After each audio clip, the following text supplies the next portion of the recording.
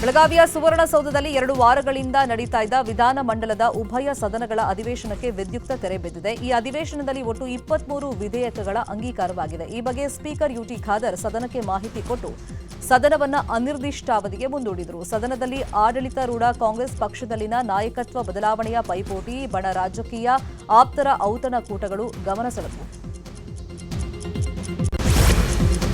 ಪರಿಷತ್ತಲ್ಲೂ ದ್ವೇಷ ಭಾಷಣ ಮಸೂದೆ ಅಂಗೀಕಾರ ಆಗಿದೆ. ಸಿಎಂ ಕುರ್ಚಿ ಫೈಟ್ ವಿಚಾರವಾಗಿ ಬಿಜೆಪಿ ಸದಸ್ಯರು ಸಿಎಂಗೆ ಕಿಚ್ಚಾಯಿಸಿದ್ದಾರೆ. ಈ ವೇಳೆ ತಿರುಗೇಟು ಕೊಟ್ಟಿರುವಂತಹ ಸಿಎಂ, ಈ ಹಿಂದೆ ನಾನು 5 ವರ್ಷ ಸಿಎಂ ಆಗಿದೆ, ಈಗಲೂ ಆಗಿರ್ತೀನಿ ಅಂತ ಹೇಳಿದ್ದಾರೆ. ನಾಟಿ ಕೋಳಿ ಊಟ ಪ್ರಸ್ತಾಪ ಮಾಡಿದಾಗ ಸಂಜೆ ಬನ್ನಿ ಎಲ್ಲರೂ ಒಟ್ಟಿಗೆ ಊಟ ಮಾಡೋಣ ಅಂತ ಹೇಳಿದ್ರು. ನೀವು ತಿನ್ನಲ್ವಾ RSS ಪ್ರಭಾವನ ಅಂತಲೂ ಲೇವಡಿ ಮಾಡಿದ್ರು. ಬೆಳಗಾವಿಯ ಸುವರ್ಣಸೌಧದಲ್ಲಿ ಅಧಿವೇಶನ ಮುಗಿಸಿ ಹೊರಟಾಗ ಸಿಎಂ ಸಿದ್ದರಾಮಯ್ಯಗೆ ಅಭಿಮಾನಿಗಳು ಜೈಕಾರವನ್ನ ಕೂಗಿದ್ದಾರೆ. ಸಿಎಂಗೆ ಕರಿ ಕಂಬಳಿ ಹೊದಿಸಿ ಅಭಿಮಾನಿಗಳು ಸನ್ಮಾನ ಮಾಡಿದ್ದಾರೆ. ಸಿಎಂ ಸಿದ್ದರಾಮಯ್ಯ ಅವರನ್ನ ಸುತ್ತುವರೆದ ಫ್ಯಾನ್ಸ್ ಹೌದು ಹುಲಿಯ ಅಂತ ಘೋಷಣೆ ಕೂಗಿದರು. ಕಾಂಗ್ರೆಸ್ನಲ್ಲಿ ಸಿಎಂ ಕುರ್ಚಿ ಗುದ್ದಾಟ ಜೋರಾಗಿದೆ. ಒಂದ್ ಕಡೆ ಸಿದ್ದರಾಮಯ್ಯ 5 ವರ್ಷ ನಾನೇ ಸಿಎಂ ಅಂತ ಪದೇ ಪದೇ ಹೇಳ್ತಾ ಇದ್ದಾರೆ. ಮತ್ತೊಂದ್ ಕಡೆ ಕಾರವಾರದಲ್ಲಿ ಮಾತನಾಡಿರುವಂತಹ ಡಿಕೆ ಶಿವಕುಮಾರ್, ಹೈಕಮಾಂಡ್ ನಿರ್ಧಾರ ಆಗಿದೆ, ಹೈಕಮಾಂಡ್ ಸಿದ್ದರಾಮಯ್ಯ ಪರವಾಗಿದ್ದಕ್ಕೆ ಅವರು ಸಿಎಂ ಆಗಿದ್ದಾರೆ, ನಮ್ಮಲ್ಲಿ ಒಪ್ಪಂದ ಆಗಿದೆ, ಅದರಂತೆ ನಡ್ಕೊಳ್ತೀನಿ, ನಾವಿಬ್ರು ಮಾತನಾಡ್ಕೊಂಡಿದ್ದೀವಿ ಅಂತ ಹೇಳಿದ್ರು. ಆಂಗ್ಲೆಯಲ್ಲಿ ಶಕ್ತಿ ದೇವತೆಗೆ ಪೂಜೆ ಸಲ್ಲಿಸಿದ ಬಳಿಕ ಈ ಹೇಳಿಕೆಯನ್ನು ಕೊಟ್ಟಿದ್ದಾರೆ. ಏನೋ ಸಿಎಂ ಹಾಗೇನೆ ಡಿಕೆಶಿ ನಡುವೆ ಒಪ್ಪಂದ ಆಗಿರೋದು ನನಗೆ ಗೊತ್ತಿಲ್ಲ ಅಂತ ಕೊಪ್ಪಳದಲ್ಲಿ ವೈದ್ಯಕೀಯ ಶಿಕ್ಷಣ ಸಚಿವ ಶರಣ್ ಪ್ರಕಾಶ್ ಪಾಟೀಲ್ ಹೇಳಿದ್ದಾರೆ. ಇಬ್ರು ಜೊತೆ ಕೂತು ಹೇಳಿಕೆ ಕೊಟ್ಟಿದ್ದಾರೆ, ಅದೆಲ್ಲ ನಿಮ್ಗೆ ಗೊತ್ತೇ ಇದೆ, ಅದೆಲ್ಲ ಹೈಕಮಾಂಡ್ ಬಿಟ್ಟಿದ್ದು ಅಂತ ಹೇಳಿದ್ದಾರೆ. 5 ವರ್ಷ ನಾನೇ ಸಿಎಂ ಅಂತ ಸಿದ್ದರಾಮಯ್ಯ ಹೇಳಿಕೆ ವಿಚಾರವಾಗಿ ಸಚಿವೆ ಲಕ್ಷ್ಮೀ ಹೆಬ್ಬಾಳ್ಕರ್ ಪ್ರತಿಕ್ರಿಯೆ ಕೊಟ್ಟಿದ್ದಾರೆ. ಸಿಎಂ ಅವರೇ 5 ವರ್ಷ ಸಿಎಂ ಅಂತ ಹೇಳಿದ ಮೇಲೆ ನಾವೇನ್ ಮಾತಾಡೋದು ಅಂತ ಕೇಳಿದ್ದಾರೆ. ಇನ್ನು ಶಾಸಕ ಬಸವರಾಜ ರಾಯರೆಡ್ಡಿ 2.5 ವರ್ಷ ಒಪ್ಪಂದದ ಬಗ್ಗೆ ನಮ್ಗೆ ಯಾರಿಗೂ ಗೊತ್ತಿಲ್ಲ, ಈ ಬಗ್ಗೆ ಮುಖ್ಯಮಂತ್ರಿಗಳೇ ಮಾಹಿತಿಯನ್ನ ಕೊಟ್ಟಿದ್ದಾರೆ, ಹೈಕಮಾಂಡ್ ಹೇಳೋದೇ ಅಂತಿಮ ಅಂತ ಹೇಳಿದ್ದಾರೆ. ರಾಜ್ಯ ಸರ್ಕಾರದ ಮಹತ್ವಾಕಾಂಕ್ಷಿ ಯೋಜನೆಯಾದ ಗೃಹಲಕ್ಷ್ಮಿ ಹಣ ಬಿಡುಗಡೆ ಆಗಿಲ್ಲ. ಹೀಗಾಗಿ ಬೆಳಗಾವಿಯಲ್ಲಿ ಸಚಿವೆ ಹೆಬ್ಬಾಳ್ಕರ್ ವಿರುದ್ಧ ಬಿಜೆಪಿ ಮಹಿಳಾ ಮೋರ್ಚಾ ಪ್ರತಿಭಟನೆಯನ್ನ ಮಾಡಿದೆ. ಗೃಹಿಣಿಯರ ರೊಕ್ಕವನ್ನ ಅಕ್ಕ ತಿಂದಿದ್ದು ಪಕ್ಕ ಅಂತ ಪ್ರತಿಭಟನಾಕಾರರು ಘೋಷಣೆಯನ್ನ ಕೂಗಿದ್ದಾರೆ. ಚೆನ್ನಮ್ಮ ವೃತ್ತದಲ್ಲಿ ಪ್ರತಿಭಟನೆ ಮಾಡಿ ಹೆಬ್ಬಾಳ್ಕರ್ ರಾಜೀನಾಮೆಗೆ ಬಿಜೆಪಿ ಒತ್ತಾಯವನ್ನ ಮಾಡಿದೆ. ಗ್ಯಾರಂಟಿ ಹಣ ವಿಚಾರವಾಗಿ ಮುಖ್ಯಮಂತ್ರಿಗಳ ಆರ್ಥಿಕ ಸಲಹೆಗಾರ ಬಸವರಾಜ ರಾಯರೆಡ್ಡಿ ಪ್ರತಿಕ್ರಿಯೆ ಕೊಟ್ಟಿದ್ದು, 2024ರ ಫೆಬ್ರವರಿ ಮಾರ್ಚ್ ತಿಂಗಳ ಹಣ ಹಾಕಿಲ್ಲ, ಅದು ನಿಜ, ನನಗೆ ಗೊತ್ತಿದೆ, ಆದರೆ ಮಾಹಿತಿ ಕೊರತೆಯಿಂದ ಕಣ್ತಪ್ಪಿನಿಂದ ಸಚಿವರು ಈ ಮಾಹಿತಿ ಕೊಟ್ಬಿಟ್ಟಿದ್ದಾರೆ ಅಂತಂದ್ರು. ತಮ್ಮ ಹೇಳಿಕೆಗೆ ಸಚಿವರು ವಿಷಾದವನ್ನು ವ್ಯಕ್ತಪಡಿಸಿದ್ದಾರೆ ಅಂತ ಹೇಳಿದ್ರು. ರಾಜ್ಯ ಸರ್ಕಾರದ ದ್ವೇಷ ಭಾಷಣ ತಡೆ ಮಸೂದೆಗೆ ಬಿಜೆಪಿ ವಿರೋಧವನ್ನು ವ್ಯಕ್ತಪಡಿಸಿದೆ. ರಾಜ್ಯಪಾಲರಿಗೆ ಪತ್ರ ಬರೆದಿರುವಂತಹ ಕೇಂದ್ರ ಸಚಿವೆ ಶೋಭಾ ಕರಂದ್ಲಾಜೆ ದ್ವೇಷ ಭಾಷಣ ತಡೆ ಮಸೂದೆ ತಡೆಯುವಂತೆ ಮನವಿಯನ್ನ ಮಾಡಿದ್ದಾರೆ. ಮಸೂದೆಯಲ್ಲಿ ಪೂರ್ವಾಗ್ರಹ ಪೀಡಿತ ಹಿತಾಸಕ್ತಿ ಇರುವಂತಿದೆ, ಮೂಲಭೂತ ಹಕ್ಕುಗಳ ಮೇಲೆ ನೇರ ಪರಿಣಾಮವನ್ನ ಬೀರುತ್ತೆ, ವಾಕ್ ಸ್ವಾತಂತ್ರ್ಯಕ್ಕೆ ಧಕ್ಕೆ ಆಗುತ್ತೆ ಅಂತ ಹೇಳಿದ್ದಾರೆ. ಬೆಂಗಳೂರಲ್ಲಿ ರೌಡಿ ಶೀಟರ್ ಬಿಕ್ಲು ಶಿವ ಕೊಲೆ ಪ್ರಕರಣದಲ್ಲಿ ಆರೋಪಿ ಆಗಿರುವಂತಹ ಶಾಸಕ ಬೈರತಿ ಬಸವರಾಜುಗೆ ಸಂಕಷ್ಟ ಶುರುವಾಗಿದೆ. ನಿರೀಕ್ಷಣಾ ಜಾಮೀನು ಕೋರಿದ ಬೈರತಿ ಬಸವರಾಜು ಅರ್ಜಿಯನ್ನು ಹೈಕೋರ್ಟ್ ವಜಾ ಮಾಡಿದೆ. ನಿರೀಕ್ಷಣಾ ಜಾಮೀನು ವಜಾ ಆದ ಬೆನ್ನಲ್ಲೇ ಬಂಧನ ಭೀತಿಯಿಂದ ಬೈರತಿ ಬಸವರಾಜು ಅಜ್ಞಾತ ಸ್ಥಳ ಸೇರಿದ್ದಾರೆ ಅನ್ನೋ ಮಾಹಿತಿ ಇದೆ.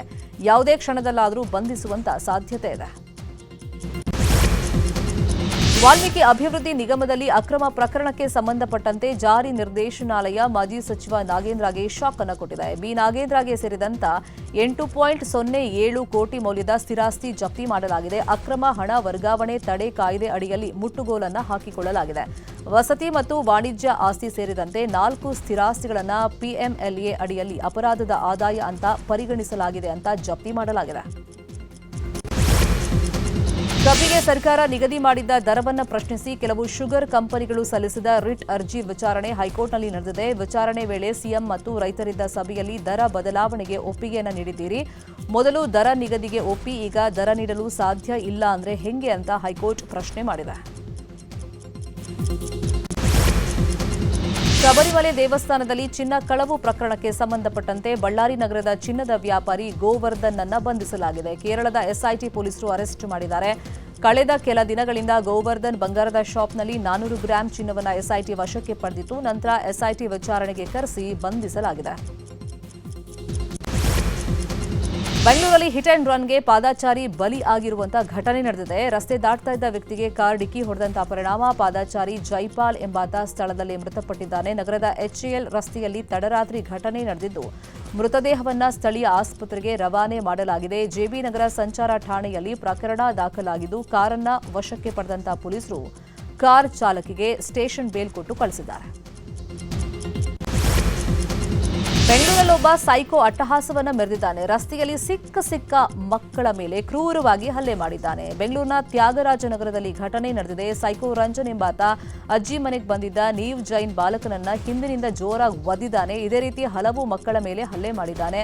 ಈತನ ದುಷ್ಕೃತ್ಯಗಳು ಸಿಸಿಟಿವಿಯಲ್ಲಿ ಸೆರೆಯಾಗಿದೆ. ಈ ಬಗ್ಗೆ ಬನಶಂಕರಿ ಠಾಣೆಯಲ್ಲಿ ದೂರು ದಾಖಲಾಗಿದೆ.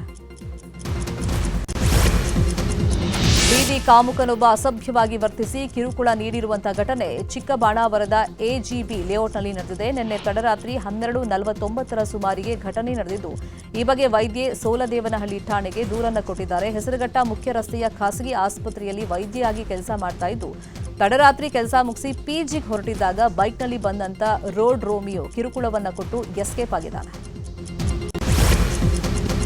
ರಾಜ್ಯದ ಉತ್ತರ ಭಾಗದ ಜಿಲ್ಲೆಗಳಲ್ಲಿ ಇವತ್ತು ಶೀತಗಾಳಿ ಹೆಚ್ಚಳ ಆಗಲಿದೆ. ಇನ್ನೆರಡು ದಿನಗಳ ಕಾಲ ಕೆಲ ಜಿಲ್ಲೆಗಳಲ್ಲಿ ವಿಪರೀತ ಚಳಿ ಅನುಭವ ಆಗಲಿದೆ. ಹೀಗಾಗಿ 5 ಜಿಲ್ಲೆಗಳಿಗೆ ಹವಾಮಾನ ಇಲಾಖೆ ಆರೆಂಜ್ ಅಲರ್ಟ್ ಅನ್ನು ನೀಡಿದೆ. ನಟಿ ಐಂದ್ರಿತಾ ರೇ ಕಸ ಸುಟ್ಟ ಹೊಗೆಯಿಂದ ಉಸಿರಾಟದ ಸಮಸ್ಯೆ ಉಂಟಾಗ್ತಿದೆ ಅಂತ ಬೇಸರವನ್ನ ಹೊರಹಾಕಿದರು. ಆರ್ಆರ್ ನಗರದ ಅಪಾರ್ಟ್ಮೆಂಟ್ನಲ್ಲಿರುವಂತಹ ನಟಿ ಐಂದ್ರಿತಾ ರೇ ಕಸದಿಂದಾಗಿ ಮನೆಯಲ್ಲಿದ್ದರೂ ಕೂಡ ಉಸಿರಾಟದ ಸಮಸ್ಯೆಯಿಂದ ಬಳಲುವಂತಾಗಿದೆ ಅಂತ ಅಸಮಾಧಾನವನ್ನ ವ್ಯಕ್ತಪಡಿಸಿದರು. ಸುದ್ದಿ ಪ್ರಸಾರವಾದ ಬೆನ್ನಲ್ಲೇ ಅಧಿಕಾರಿಗಳು ಅಲರ್ಟ್ ಆಗಿದ್ದು ಸಮಸ್ಯೆಯನ್ನ ತಕ್ಷಣ ಪರಿಹರಿಸಿದ್ದಾರೆ. ಇದರಿಂದ ಐಂದ್ರಿತಾ ರೇ ಧನ್ಯವಾದವನ್ನ ತಿಳಿಸಿದ್ದಾರೆ. ಇವತ್ತು ಬೆಂಗಳೂರಿನ ಹಲವೆಡೆ ವಿದ್ಯುತ್ ವ್ಯತ್ಯಯ ಉಂಟಾಗಲಿದೆ ಅಂತ ಬೆಸ್ಕಾಂ ತಿಳಿಸಿದೆ. ತುರ್ತು ಕಾಮಗಾರಿ ಹಿನ್ನೆಲೆಯಲ್ಲಿ ಬೆಳಗ್ಗೆ 10 ಗಂಟೆಯಿಂದ ಸಂಜೆ 5 ಗಂಟೆ ತನಕ ಕರೆಂಟ್ ಪೂರೈಕೆಯಲ್ಲಿ ವ್ಯತ್ಯಯ ಉಂಟಾಗಲಿದೆ.